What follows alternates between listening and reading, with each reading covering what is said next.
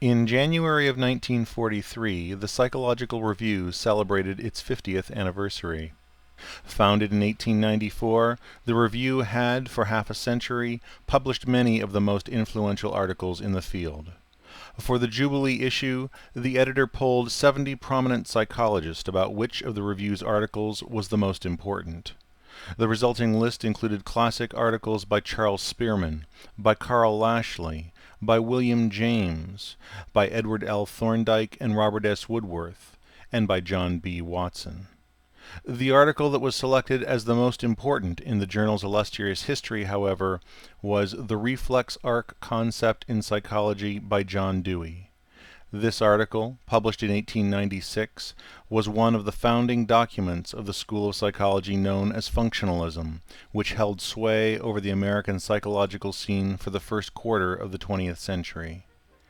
This is the story of functionalism's prehistory, the period from about 1859, when Darwin's theory of evolution was first published, until Dewey's decisive reflex arc article was published some 37 years later. It is the story of the development of America's first major indigenous school of psychology.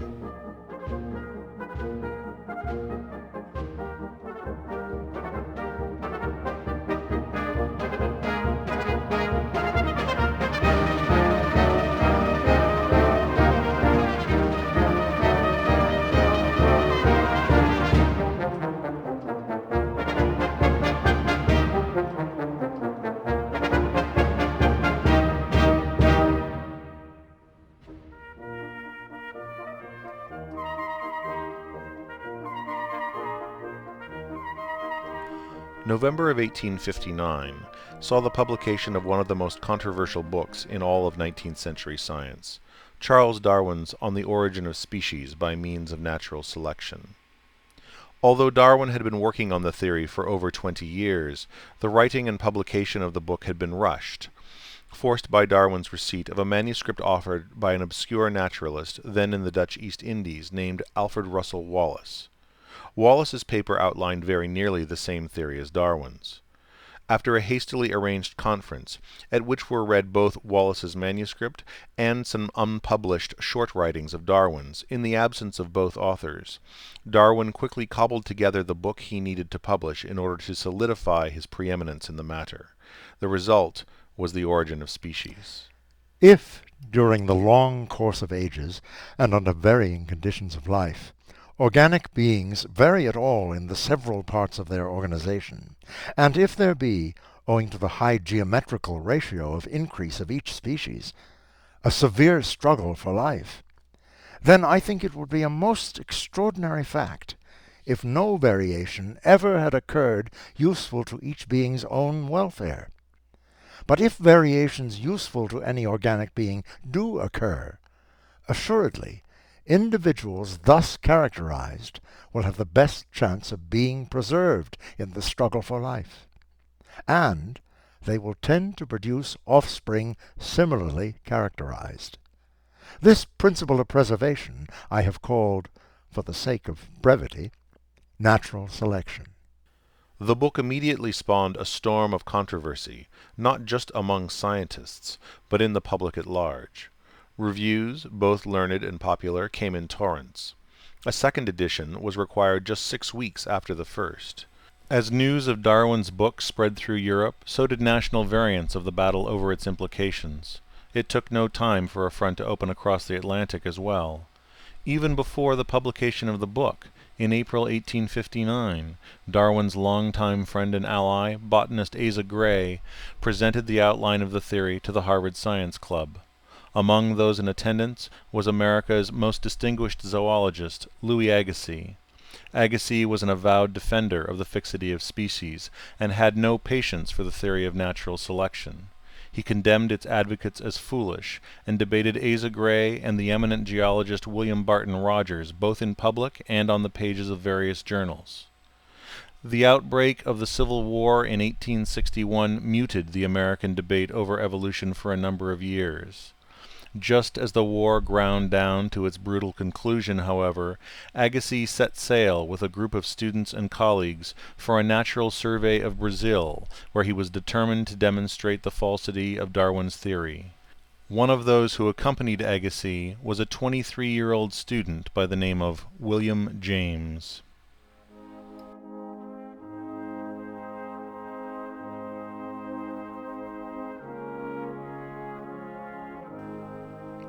William James was born and raised in New York City, the son of an independently wealthy man who had become a follower of the Swedish spiritual thinker Emanuel Swedenborg. The elder James regularly took his family to Europe, where William received much of his early education. William studied painting for a time with the romantic American artist William Morris Hunt, but he finally entered Harvard in 1861, where he studied chemistry and physiology throughout the war. He jumped at the chance to accompany Agassiz on the Brazilian expedition, but within weeks of arriving fell seriously ill and had to spend 2 months recuperating in Rio. James came to disdain the expedition, caricaturing it in this drawing, and he could not accept Agassiz's wholesale rejection of evolution. Little over a year later, in 1867, James was bound for Germany in search of more education. He expressed interest in the experimental work being done in psychology at Heidelberg by Hermann Helmholtz and, as he put it, a man named Wundt. In the early 1860s, Wilhelm Wundt had begun his study of psychology very simply, attaching a knitting needle to a pendulum clock in such a way that it would ring a small bell precisely when it reached the full extent of its swing. Wundt attempted to judge where the pendulum appeared to be visually, exactly at the point that he heard the bell sound. Rather than it appearing to be at the end of its swing, he reported that it often appeared to be already swinging back toward the center.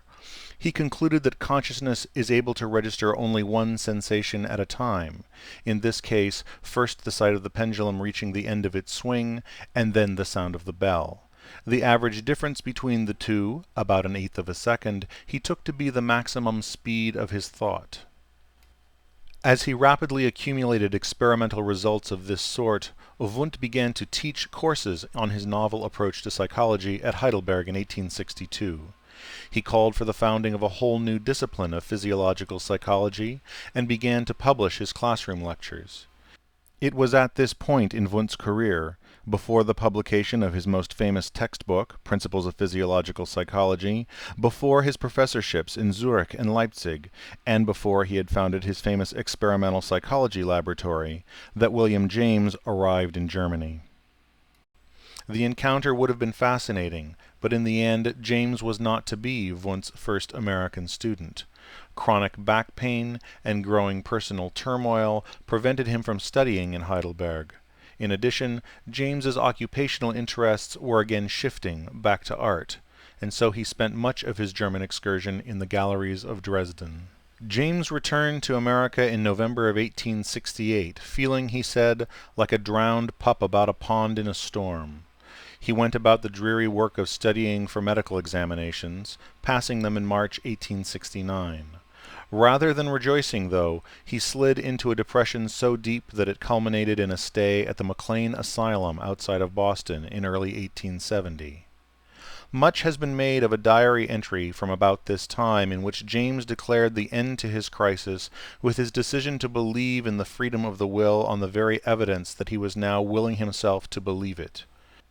Whether this proclamation actually eased the melancholy then afflicting him is open to question, but the moment foreshadowed much of James's distinctive approach to psychology and philosophy in the coming years and decades, the primacy of the willful mental act over static mental contents.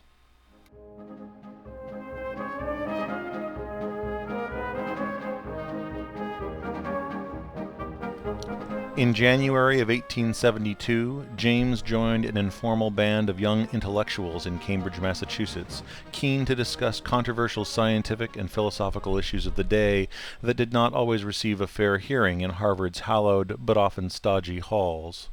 In addition to James, the group included Oliver Wendell Holmes, Jr., the son of a Harvard professor and later to become a renowned U.S. Supreme Court justice. It also embraced the eccentric Charles Sanders Peirce, also the son of a Harvard professor and a philosopher in his own right, having already published articles in the St. Louis-based Journal of Speculative Philosophy, America's only philosophical periodical at the time. The club was led by a brilliant but sometimes erratic Cambridge sage named Chauncey Wright. Agnostic, positivistic, utilitarian, evolutionist, boarding in the house of an escaped former slave whose children he had helped recover from the South during the war, Wright was the renegade intellect of Cambridge. He read The Origin of Species almost as soon as it was published and was immediately persuaded by its message. Although suffering intermittent bouts of depression, alcoholism, and sickness, he regularly published reviews critical of some of the most popular thinkers in America and abroad. In 1870, the new president of Harvard, Wright's longtime friend Charles Eliot, invited him to teach a course on psychology. Wright taught mostly the psychology of the Scottish empiricist and utilitarian Alexander Bain, but by all accounts the course was dull, and Wright nearly incomprehensible. Lecture was not his medium, but rather spontaneous debate. Also in 1870, Wright published a critical review of Alfred Russel Wallace's book The Limits of Natural Selection, in which Wallace had claimed that evolution could not have been responsible for the emergence of the human mind.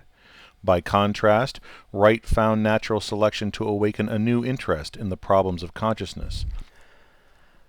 The natural limitation of belief by belief, in which consists so large a part of their proper evidence, is so prominent a feature in the beliefs of the rational mind that philosophers had failed to discover their true nature as elementary facts until this was pointed out by the greatest of living psychologists, Professor Alexander Bain.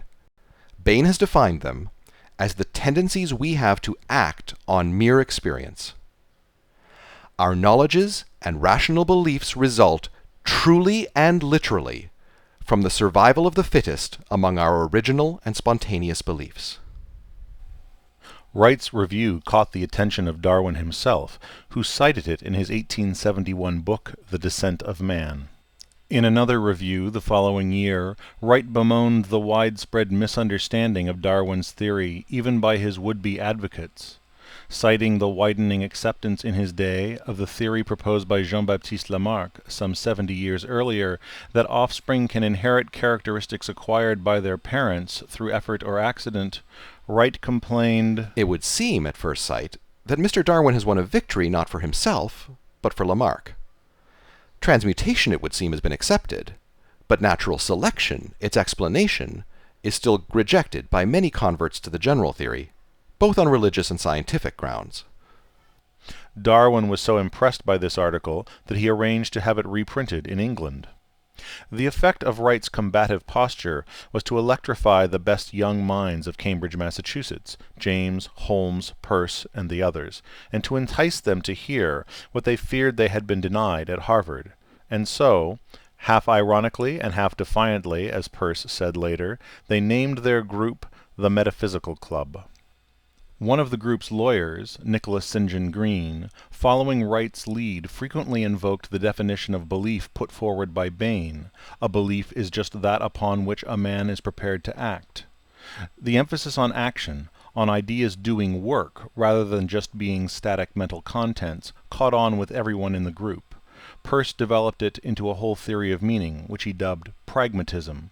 As he would later summarize the matter, "A conception, that is, the rational purport of a word or other expression, lies exclusively in its conceivable bearing upon the conduct of life, so that if one can define accurately all the conceivable experimental phenomena which the affirmation or denial of a concept could imply, one will have therein a complete definition of the concept, and there is absolutely nothing more in it."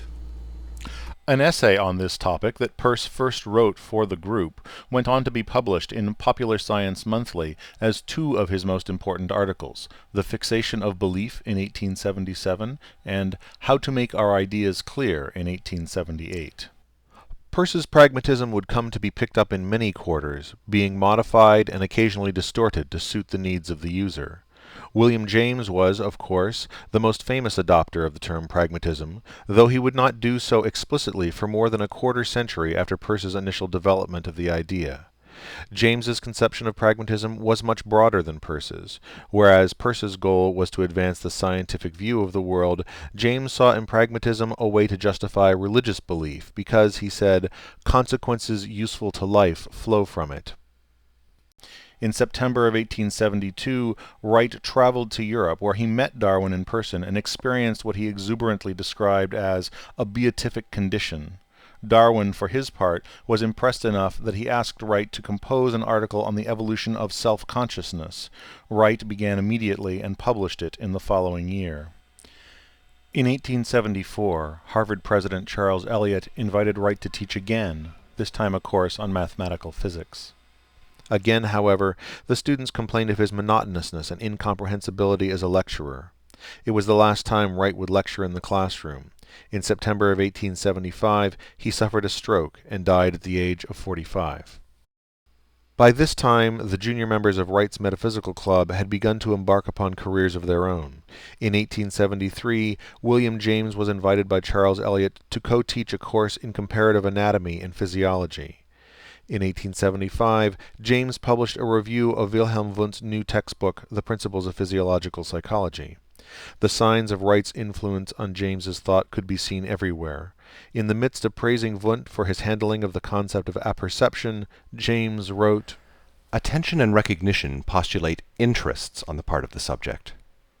Interests, which as ends or purposes set by his emotional constitution, keep interfering with the pure flow of impressions and their association, and causing the vast majority of mere sensations to be ignored. It is amusing to see how Spencer shrinks from explicit recognition of this law. Mr. Bain in principle admits it, but does not work it out. The only English-writing empiricist who has come near to making any use of it is Mr. Chauncey Wright." Taking up the question of evolution himself, James went on to add that, "Taking a purely naturalistic view of the matter, it seems reasonable to suppose that unless consciousness served some useful purpose, it would not have been superadded to life. Assuming hypothetically that this is so, there results an important problem for psychophysicists to find out, namely how consciousness helps an animal. How much complication of machinery may be saved in the nervous centers, for instance, if consciousness accompany their action?" The man whose work James was reviewing, however, was ambivalent about Darwin's theory. Wundt's few remarks on the general topic of evolution were positive, but as he came in the late 1860s to understand the nature of Darwin's theory, he rejected natural selection. In any case, for Wundt, German physiology, not English evolutionary theory, was the proper scientific basis for an experimental psychology. In America, however, a later generation of aspiring scientists saw natural selection as the more relevant and exciting model to be followed.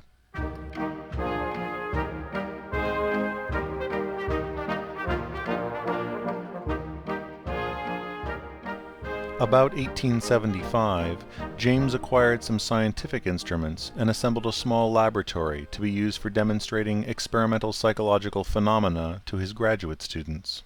One of these was Granville Stanley Hall, a philosopher and English professor from Antioch College in Ohio, who had studied for a time at Bonn and Berlin. Hall received his doctorate, the first in experimental psychology in America, under James in 1878. And then went on to Wundt's Leipzig laboratory for further study. Hall would, in later years, go on to found the Experimental Psychology Laboratory at Johns Hopkins University, as well as the American Journal of Psychology and the American Psychological Association, but that was still well down the road. In 1876, James was promoted to assistant professor of physiology and taught a course entitled Physiological Psychology for the first time. The textbook he used was Spencer's Principles of Psychology, but he apparently spent most of the course criticizing it from a Darwinian perspective. But, like Wright had argued, James spoke of spontaneous variations arising and being selected at the level of thought, not just at the level of the physical organism. This, James believed, made room for his cherished freedom of the will within a scientific framework. The argument was finally fleshed out in two series of landmark lectures that James gave at Johns Hopkins University early in 1878 and in the fall at the Lowell Institute in Boston. Here, James took on Darwin's own bulldog, Thomas Henry Huxley, who had argued that animals are simply machines in which certain classes of external stimulation automatically trigger certain classes of activity. Consciousness was, according to Huxley, only so much excess steam rising from the operation of the real engine of behavior. James objected that consciousness would not have evolved unless it somehow enhanced the organism's chances of survival, and it could not have affected survival unless it were a part of the causal process leading to particular actions, such that animals equipped with consciousness were better adapted than those without it. The cortex of higher animals is so complex, he argued, that it has hair triggers, and thus is likely to act erratically unless given some guidance. Consciousness, James went on to explain, being able to see in advance the best course of action, can load the dice, as he put it, so that the brain has an increased tendency to react in accord with that insight. Consciousness, James proclaimed, is a fighter for ends. He went on to suggest that with this power to affect the course of brain function, consciousness might be able to affect the course of evolution itself, shortening the time required for natural selection to overcome foreseeable environmental challenges. James's work thus far led the prominent publisher Henry Holt to contract him to write a textbook on the topic of physiological psychology. Although it would take 12 more years for him to complete the 2-volume masterwork, Principles of Psychology, much of the outlook presented there found its origin here in James's adaptation of Darwin's argument for natural selection and Wright's argument for the natural selection of consciousness into a naturalistic scheme for the evolution of freedom of the will. In 1880, Harvard changed James's title from assistant professor of physiology to assistant professor of philosophy.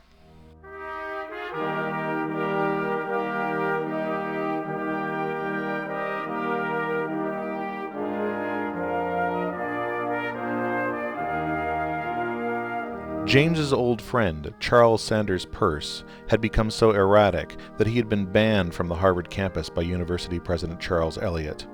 The situation was saved by James, however, who successfully recommended that he be given a lectureship in logic at Johns Hopkins University in 1879. Hopkins was a new style of school in America, founded just 3 years earlier to advance primarily graduate education and scientific research. Having no official religious affiliation, though most of its trustees were Quaker, it was often called upon to defend itself against those who were appalled by its godless status.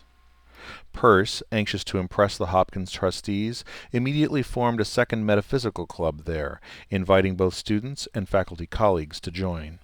Over the next few years, the students who would be members of the club included James McKean Cattell, John Dewey, Joseph Jastrow, Christine Ladd, and Henry Herbert Donaldson, all of whom would go on to fame in their own rights.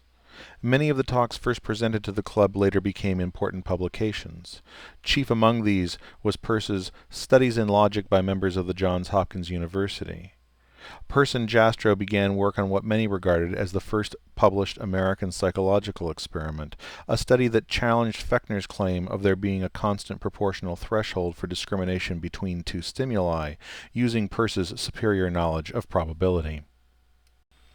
Peirce's work had been exceptional. He was fully expecting to be offered a permanent position, but matters went rapidly downhill. In the winter of 1883, G. Stanley Hall, back from his postdoctoral German tour held partly in Wundt's newly founded psychology laboratory, was hired as a third instructor in philosophy, behind Peirce and the Hegelian George Sylvester Morris. The following year it was Hall, regarded by Johns Hopkins president Daniel Coit Gilman as being safer than Peirce but more scientific than Morris, who was granted the sole professorship in philosophy the school had to offer. And he was provided with funds to open America's first experimental psychology research laboratory. To make matters worse for Peirce, in December of 1883, Gilman was informed by one of Peirce's many professional adversaries that Peirce had begun living with the woman who was now his second wife before having finalized the divorce from his first wife. Scandalized and fearing public outcry, the trustees connived to quietly terminate Peirce's position. With that, Peirce's university career was effectively ended. He would never again hold an academic appointment. His main competition out of the way, Hall quickly moved to consolidate his power, disbanding the Metaphysical Club in 1885. The other philosophy instructor, George Sylvester Morris, sensing that the tide had turned against him as well, left Johns Hopkins, returning to the University of Michigan whence he had come, and taking with him his 25-year-old protege, John Dewey. Hall's most important achievement while at Hopkins was to found the American Journal of Psychology in 1887. Despite its grand title, the journal was dedicated chiefly to publishing the work of Hall and his students, a fact which quickly sparked the ire of many other Americans in the field. Hall would not stay long at Hopkins, accepting an offer to become president of the newly founded Clark University in 1889. Johns Hopkins, which had once appeared poised to become the leading American institution for the new experimental psychology, was, instead, left with a closed psychology laboratory and a philosophy department in disarray.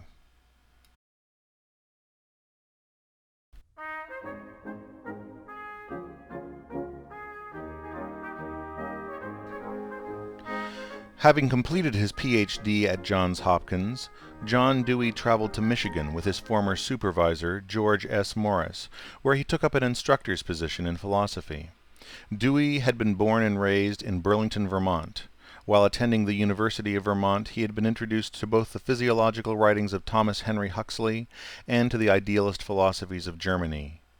Dewey sought throughout his life to overcome conventional dualisms wherever he found them: mind and matter, organism and environment, stimulus and response. Although attracted to the continuity implicit in the evolutionary outlook, Dewey sought refuge from what he took to be the relentless materialism and inherent anarchy of Darwin's natural selection. He discovered his answer in the orderly, even logical unfolding of the cosmos toward absolute spirit, found in the works of Georg Wilhelm Friedrich Hegel. According to Hegel, each stage in the development of the cosmos is achieved when an apparent opposition between forces or ideas is overcome not by one side vanquishing the other, but rather by a hitherto unrecognized possibility of synthesis between the two.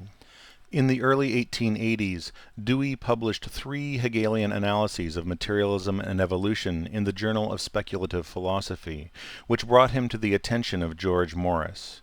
Dewey enrolled at Hopkins under Morris's supervision, where he learned not only of recent British neo-Hegelian developments by philosophers such as Thomas Hill Green and Edward Caird, but also of the new experimental psychology from G. Stanley Hall. He completed his Ph.D. in 1884. When Morris was offered a professorship in philosophy at the University of Michigan, he invited Dewey to go west with him as an instructor. There, Morris erected what has been called a monastery for the scholastic worship of Hegelian principles of Christian thought. One of Dewey's primary aims at this time was to update the Hegelian account of science in light of the recent discoveries in physics by figures such as Hermann Helmholtz, Michael Faraday, and James Clerk Maxwell. Dewey saw the new field theory as a validation of the Hegelian view of science, in which the opposition between forces of attraction and repulsion found in Newton's mechanics had been brought into synthesis. Dewey thought that he could solve the problem of human consciousness by realizing a similar synthesis of the opposition between neural excitation and inhibition. Dewey rejected all theories of mind that relied on mechanistic or causal processes. Instead, he perpetually sought out concealed identities, balances, and coordinations, all alternative labels for Hegelian synthesis. In 1887, Dewey published his first textbook, in which he set forth his Hegelian construal of psychology. The notion of there being, as in Hegel's philosophy, a universal mind or spirit of which the human mind is but a partial expression was woven throughout. Psychology is the science of the reproduction of some universal content or existence, whether of knowledge or of action, in the form of individual unshareable consciousness. This individual consciousness, considered by itself without relation to its content, already exists in the form of a feeling. Our study of the self will therefore fall under the 3 heads of knowledge, will, and feeling. Although the book was positively reviewed by many traditional scholars, the leaders of the new psychology condemned Dewey's metaphysical approach. G. Stanley Hall, for instance, compared Dewey's attempt to harmonize new scientific discoveries with Hegelian structures to Christian fundamentalists' efforts to force new geological and zoological finds into accord with Genesis. In 1888, Dewey was invited to head the philosophy department at the University of Minnesota. Before the school year was out, however, Morris unexpectedly died, and Dewey was hastily called back to Michigan as professor of philosophy. He soon hired a number of young, like-minded thinkers, including Yale graduate James Hayden Tufts, who would found the Experimental Psychology Laboratory at Michigan in 1890, and George Herbert Mead. Mead had studied at Harvard for a year, tutoring William James's children for money, but had earned his master's degree under the supervision of the idealist Josiah Royce. Mead moved on to Berlin, where he studied psychology with Hermann Ebbinghaus and philosophy with Wilhelm Dilthey, Friedrich Paulsen, and others. In 1891, Dewey offered Mead a position at Michigan, which he took before completing his doctorate. Mead argued that the self develops through social, primarily linguistic, interaction with others. This radical claim, reversing the traditional assumption that the social is little more than the interactions among a number of pre-existing selves, would have a profound impact on Dewey, who was gradually coming to see that the environment in which the human mind evolved, and in which the individual human mind develops, is not just the natural environment, but also, perhaps even more significantly, the social environment. Among Dewey's students at Michigan was the university president's son, James Rowland Angell. Born in Vermont, like Dewey, Angell completed his bachelor's degree in 1890 and stayed on as a graduate student, enrolling in Dewey's seminar on William James's newly published Principles of Psychology. The effect of James's work on both men was bracing. The combination of James's naturalism with his affirmation of the reality of voluntary action had never before been seen in an American textbook of psychology, and was appealing to many. When the spiritualist calls memory an irreducible faculty, this is far from being a satisfactory simplification of the concrete facts. For why should this absolute God-given faculty retain so much better the events of yesterday than those of last year, and best of all, those of an hour ago? Why again in old age should its grasp of childhood's events seem firmest? Why should illness and exhaustion enfeeble it? Why should repeating an experience strengthen our recollection of it? Why should drugs, fevers, asphyxia, and excitement resuscitate things long since forgotten? There is something grotesque and irrational in the supposition that the soul is equipped with elementary powers of such an ingeniously intricate sort. Evidently, then, the faculty does not exist absolutely, but works under conditions. And the quest of the conditions becomes the psychologist's most interesting task. The relation between the organism and its environment, and especially how the mind enables the organism to navigate its environment more effectively, was at the core of James's psychology. On the whole, few recent formulas have done more real service of a rough sort in psychology than the Spencerian one that the essence of mental life and of bodily life are one, namely, the adjustment of inner to outer relations. Such a formula is vagueness incarnate, but because it takes into account the fact that minds inhabit environments which act on them, and on which they in turn react, it is immensely more fertile than the old-fashioned rational psychology, which treated the soul as a detached existence, sufficient unto itself. Dewey was electrified. He adopted James's Principles of Psychology as his course textbook in favor even to his own. But Dewey was not wholly won over to the naturalist side. The specter of Hegel continued to haunt his thought. This can be seen in his response to James's famous theory of emotion. Back in 1884, James had argued that perhaps the experience of emotion does not cause our physical reactions, but that it is, rather, the other way around. The feeling of fear at seeing a bear does not cause our heart to race, our skin to sweat, and our body to tremble, but rather the sensations of our heart racing, our skin sweating, and our body trembling are themselves the causes of our feeling of fear. In a pair of articles published a decade later, Dewey launched his Hegelian critique. If my bodily changes of beating heart, trembling and running legs, sinking in the stomach, looseness of the bowels, etc., follow from and grow out of the conscious recognition, qua-conscious recognition, of a bear, then I see no way for it but that the bear is already a bear of which we are afraid. Our idea must be of the bear as a fearful object. But if this reaction is not to the bear as object, nor to the idea of bear, but simply expresses an instinctive coordination of two organic tendencies, then the case is quite different. It is this kind of coordination of acts which, brought to sensational consciousness, constitutes the bear a fearful, or a laughable, or an indifferent object. The year 1894 was a turning point for Dewey's career. 2 years earlier, a new University of Chicago had opened. Under the guidance of its first president, William Rainey Harper, it had instantly become one of the most promising graduate and research institutions in the country. Harper had raided the faculties of many other schools, most notoriously G. Stanley Hall's Clark University. In the philosophy department, one of the instructors Dewey had brought to Michigan, James Tufts, was hired as an assistant professor. No one with the experience to justify the title of professor had yet been found.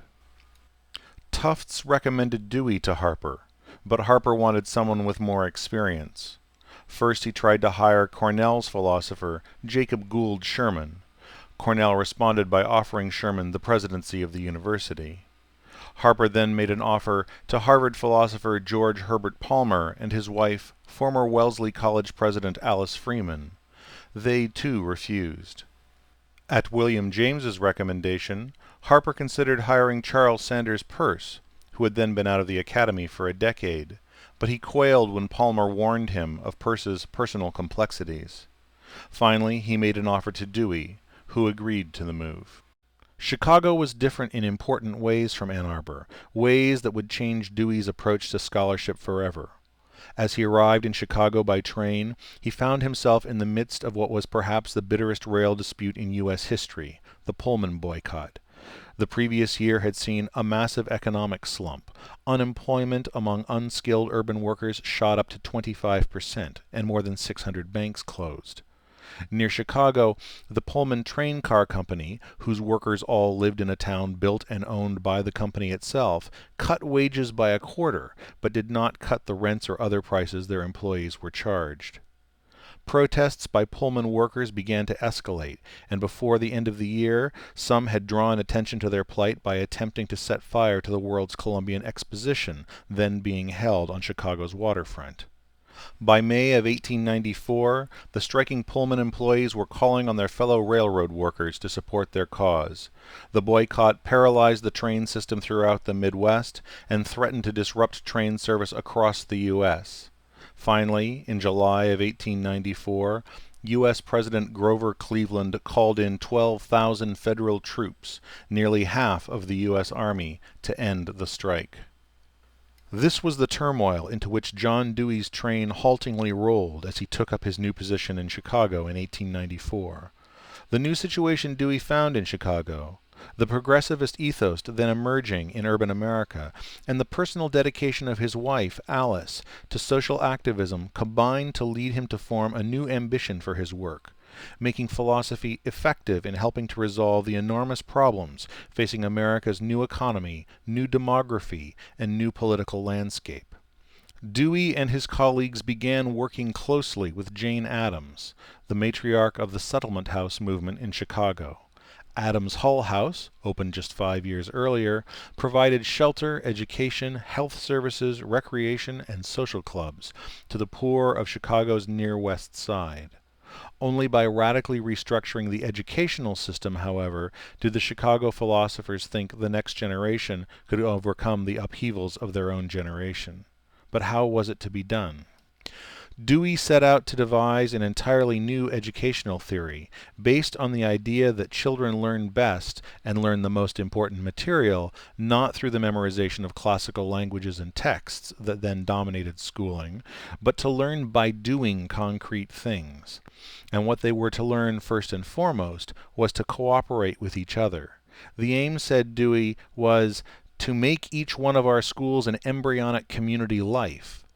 This approach would eventually revolutionize the American educational system, but at the time it was incomprehensible to many.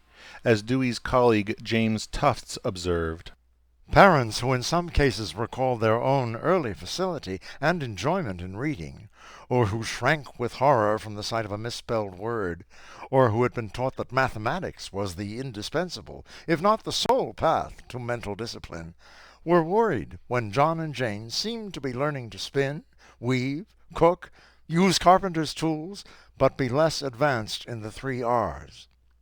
It was also a shock to go into a schoolroom and see children moving about freely and talking about what they were doing instead of sitting in silence with no whispering rigorously enforced. They were not prepared to grasp at once the change from a competitive to a cooperative atmosphere, which was one of the ends sought. Dewey virtually recreated the best of his Michigan department in Chicago. In addition to retaining Tufts, he brought Meade in from Ann Arbor to be the sociologist, and he called Angell back from Minnesota, where he had won his first professorship, to open an experimental psychology laboratory. The primary members of the Chicago School, as William James would later dub them, were in place, but what exactly the school would mean to psychology was not yet clear.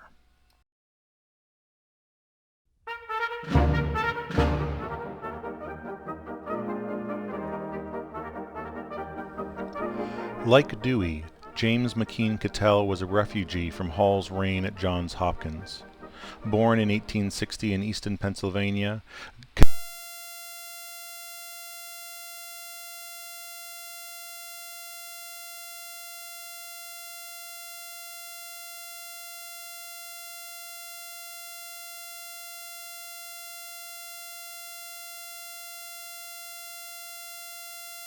in favor of Dewey.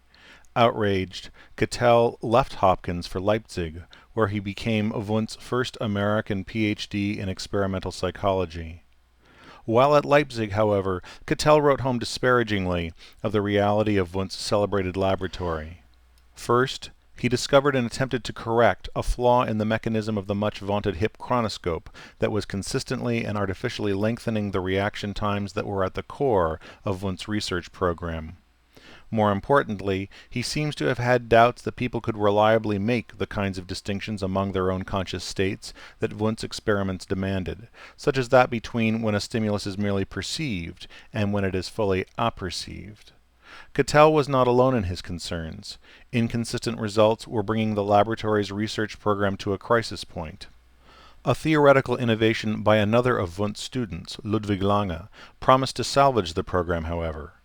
Lange suggested that there might be 2 distinct types of reaction to a stimulus which were being conflated: a complete sensorial reaction, in which the attention of the subject was focused on the stimulus to be presented, and a short-circuited muscular reaction, in which the attention of the subject was focused on the motor response he was to make. The shorter muscular kind of response, Lange thought, bypassed true apperception, being a mere brain reflex, whereas the longer sensorial reaction included all of the stages specified by Wundt's theory. Indeed, Lange discovered that the reaction times of subjects who were instructed to focus attention on their motor response rather than the stimulus were consistently shorter than those of subjects who were instructed to focus on the stimulus. Completing his Ph.D. with Wundt in 1886, Cattell traveled to England, where he was able to indulge a long-time interest in evolutionary theory that had not been able to find expression in the Leipzig lab. In England, he became familiar with the work of Charles Darwin's first cousin, Francis Galton. Since the publication of Origin of Species, Galton had been fascinated with the implications of natural selection for humans, arguing that evolutionary progress could be assisted by a conscious program of what he termed eugenics.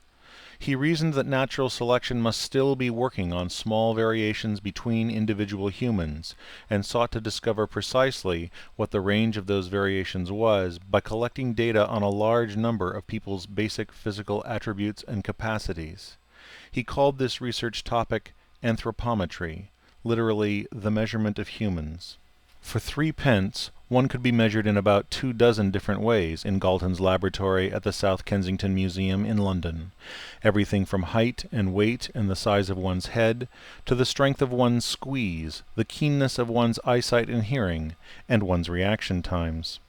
Cattell was captivated by this search for the range of individual differences, the very bases on which natural selection operates, but he wanted to extend the study further into the realm of psychological differences between people.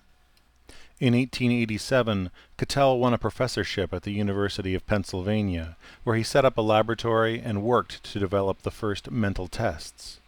Cattell's tests included psychological items such as how much pressure was required to cause pain, the time needed to name a color, memory for spoken letter strings, and, of course, reaction time. By 1891, Cattell had been offered a better position at Columbia University in New York City. Once established there, he founded a new laboratory and began developing a plan to conduct his mental tests on hundreds of students. He also started collecting data that seemed to undercut Lange's attempt to salvage Wundt's research program. He was able to show that the sensorial and muscular reaction times did not differ reliably from each other in either experienced or naive subjects. One subject was reported to have displayed substantially shorter sensorial reaction times, contrary to Lange's findings. In short, there was no single normal pattern of reaction. Different individuals reacted differently from each other. Cattell sent his findings to Wundt himself, who published them in his own journal, Philosophische Studien. Now the battle over the correct interpretation of Lange's results was joined. Edward Bradford Titchener, an Englishman who had recently graduated from Wundt's lab and director of the Cornell University Experimental Psychology Laboratory, did not much like what he found on the American psychological scene, even among other graduates of the Wundt laboratory.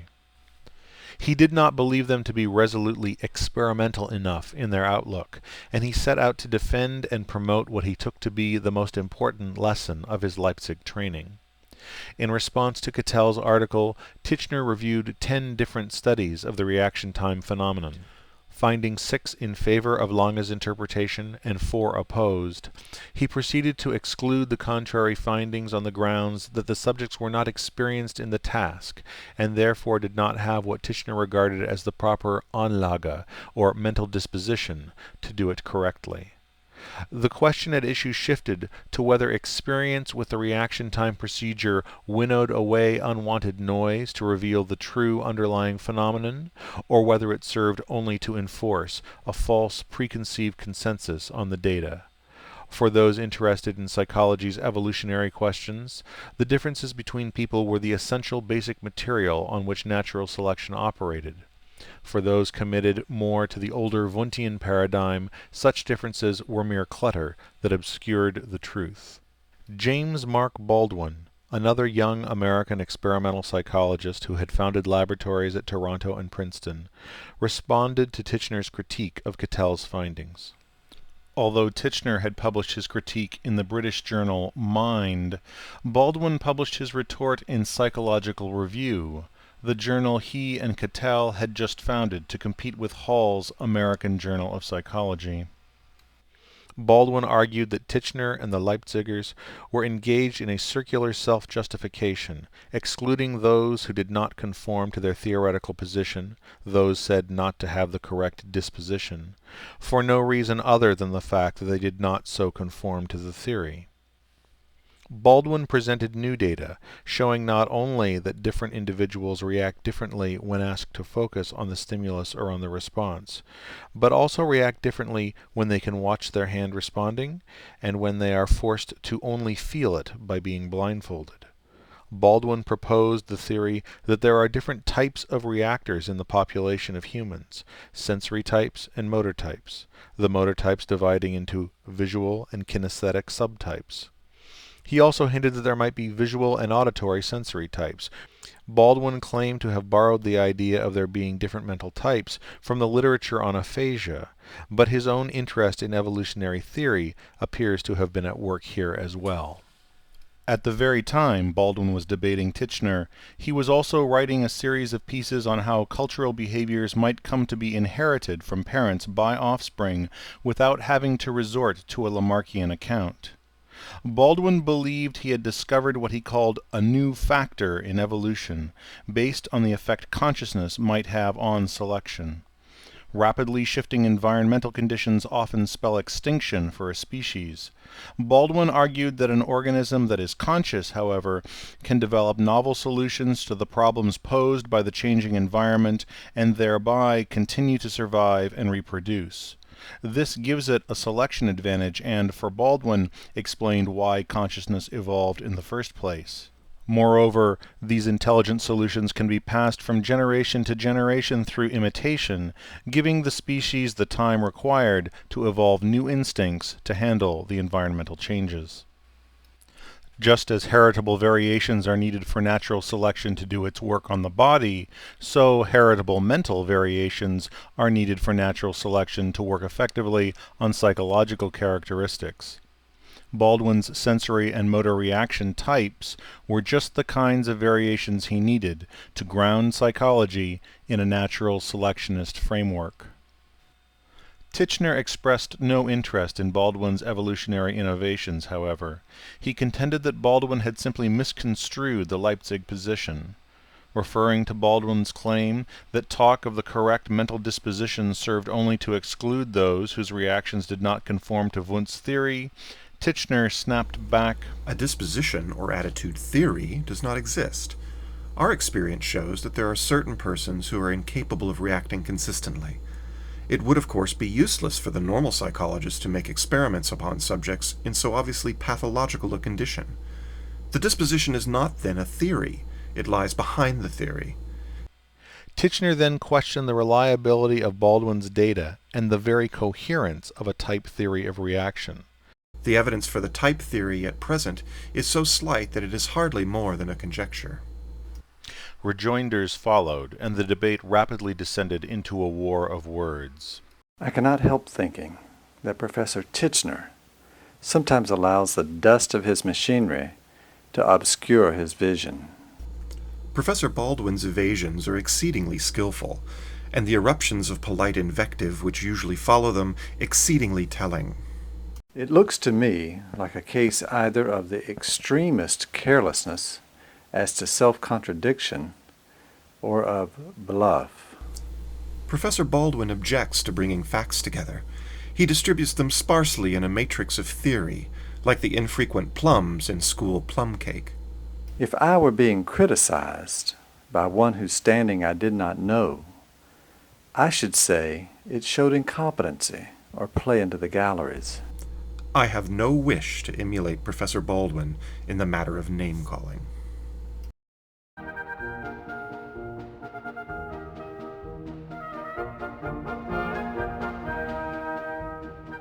Unbeknownst to either Titchener or Baldwin, at Chicago, James Rowland Angell and an assistant, Addison W. Moore, were conducting the most extensive set of reaction time experiments yet. Responses were made by hand, foot, and lips to visual and auditory stimuli in both the sensory and motor modes. Some sets were done in regular lighting, some in the dark. Angell and Moore found, like Baldwin, that different people initially had different patterns of reaction. As the subjects became more practiced, however, the difference between the sensory and motor reactions narrowed to the point of being nearly indistinguishable. Given the changes in reaction patterns discovered over time, they offered what they called a dynamogenetic interpretation of the phenomenon, rather than what they viewed as the static explanations of both Titchener and Baldwin. Following Dewey, they rejected the straight-through reflex interpretation, contending instead that the whole act to be performed is not the mere response of the hand to the ear, but the act of attention in coordinating the incoming stimuli from both the hand and the ear. What holds the ear to its work? Why does the reagent maintain his listening attitude? It may be replied that it is because he's told to. But he's not told to listen any more than he's told to move his hand. If the telling suffices in one case, it should in the other. Moreover, he's not merely to listen, or even to listen just for the click, but to listen for the click as a pressure signal. It is this character of the click as a signal for pressure that keeps the interest in it and the attention to it. Hand and ear are both stimulus and response to the other. The distinction of stimulus and response is therefore not one of content, the stimulus being identified with the ear, the response with the hand, but one of function, and both offices belong equally to each organ. With this theoretical framework in place, Angell and Moore then went on to argue that the sensory form of the reaction typically takes longer not because it involves apperception, as Wundt believed, but rather because, in most unpracticed subjects, it involves a shift of focal attention from, for instance, the ear to the hand. Since, Angell and Moore claimed, listening with the ear is, for most people coming into the experiment, already more under the control of habit than pressing a button with the hand, the attention initially focused on the ear or eye in the sensory form is what they called unnecessary work, which takes additional time. With practice, however, the connection between the hearing and the pressing becomes better coordinated, more and more reflex, as Angell and Moore put it, and the sensory and motor forms of the task become nearly equivalent. We should then expect that act to be faster in which the focus of attention is upon the less stable phase of the hand element of the coordination, rather than when it is artificially occupied in breaking up the more completely established ear adjustment. Just weeks later, Dewey would publish a full account of the theoretical position employed by Angell and Moore, the article that would nearly 50 years later be named the most influential article in Psychological Review's history, the article that is widely regarded as the founding document of the functionalist school, The Reflex Arc Concept in Psychology. Dewey, invoking one of his favorite philosophical themes, argued that the idea of the reflex arc simply recapitulated the dualisms of psychology's past, such as sensation versus idea and body versus soul. As such, it resulted not in what he called a comprehensive or organic unity, but a patchwork of disjointed parts, a mechanical conjunction of unallied processes. What is wanted is that the sensory stimulus, central connections, and motor responses shall be viewed not as separate and complete entities in themselves, but as divisions of labor, function factors, within the single concrete whole. To explain this, he borrowed an example from the opening pages of William James's Principles of Psychology, that of the child reaching for the flame of a candle. We begin not with a sensory stimulus, but with a sensory motor coordination, the optical ocular, and that, in a certain sense, it is the movement which is primary, and the sensation which is secondary, the movement of the body, head, and eye muscles determining the quality of what is experienced. In other words, the real beginning is with the act of seeing. Now, if this act of seeing stimulates another act, the reaching, it is because both of these acts fall within a larger coordination. Because seeing and grasping have been so often bound together to reinforce each other, to help each other out, each may be considered, practically, a subordinate member of a bigger coordination. When the child gets burned, only because the heat-pain quale enters into the same circuit of experience with the optical, ocular, and muscular quales, does the child learn from the experience and get the ability to avoid the experience in the future. Dewey then moved on to build a general theory out of his reinterpretation of James's example. The so-called response is not merely to the stimulus, it is into it. The burn is the original seeing, the original optical ocular experience enlarged and transformed in its value. It is no longer mere seeing, it is seeing of a light that means pain when contact occurs. Stimulus and response are not distinctions of existence, but teleological distinctions, that is, distinctions of function, or part played, with reference to reaching or maintaining an end. Dewey had moved to profoundly change the rules of the game. The objects of the world are responded to by psychological beings not simply on the basis of their physical qualities, but also on the bases of their practical significance for the organism, whether dangerous or nutritive or comforting. Whereas Titchener preached a doctrine of decomposing seen objects into their presumably constituent sensations, images, and feelings, Dewey looked primarily to their functions, and unlike earlier metaphysical psychologists, did so in a way that he claimed to be scientifically respectable. Indeed, his colleagues had already conducted experiments based on his position that seemed to have resolved a bitter scientific debate.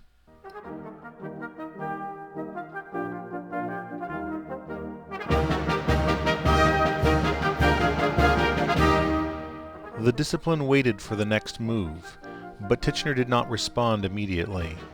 His textbook, An Outline of Psychology, appeared first, soon followed by his co-translation of Oswald Kulpe's Introduction to Philosophy.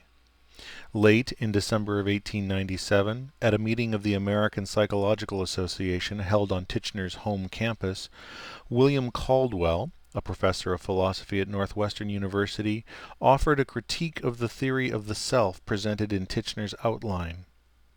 Caldwell's outlook was quite philosophically traditional, attempting to bring the tools of old metaphysical psychology to bear on the new scientific one. But his comment provided Titchener the opening he needed to respond to Dewey and Angell. Titchener first attempted to draw an illustrative parallel between psychology and biology. Biology has, on the one hand, morphology, the study of the physical structures of organisms, and, on the other hand, physiology, the study of the functions of the structures discovered by morphology. One, however, cannot study the functions, Titchener warned, until one is certain of the structures. Similarly, in psychology, he argued, there is on the one hand the study of mental structures, the attempt, as he put it, to isolate the constituents in the given conscious formation. This structural psychology was how he characterized his own approach to the discipline. On the other hand, there may be a study of mental function as well, encompassing topics such as memory, imagination, attention, and volition. A functional psychology, he called it. But this, he went on, cannot proceed successfully until the basic structures of the mind have first been worked out. Finally, taking direct aim at his critics, Titchener wrote, "It cannot be said that this functional psychology, despite what we may call its greater obviousness to investigation, has been worked out either with as much patient enthusiasm or with as much scientific accuracy as has the psychology of mental structure." Far from having resolved the debate, however, Titchener had succeeded only in making more plain the intellectual distance between him and many of his American colleagues. Titchener once again attempted to explain himself in an 1899 article, but the title alone, Structural and Functional Psychology, said all that was needed about what Angell and Dewey had crystallized in American psychological thought. From this point forward, Titchener, though he remained well respected, would grow further and further from the discipline's center of gravity, while functionalism would quickly become the mainstream. The year 1899 saw Dewey become president of the American Psychological Association. Angell would win the same position just 7 years later. Meanwhile, Titchener formed his own separate scholarly society, the Experimentalists. Angell's 1904 textbook became the primary statement of functionalism, and Dewey, although he would not adopt the functionalist label, contributed to the functionalist zeitgeist with Studies in Logical Theory, the book that led William James to declare the existence of a Chicago school of thought. Soon, Chicago would not be the only functionalist center. Its evolutionary and applied ethos was adopted in a number of places.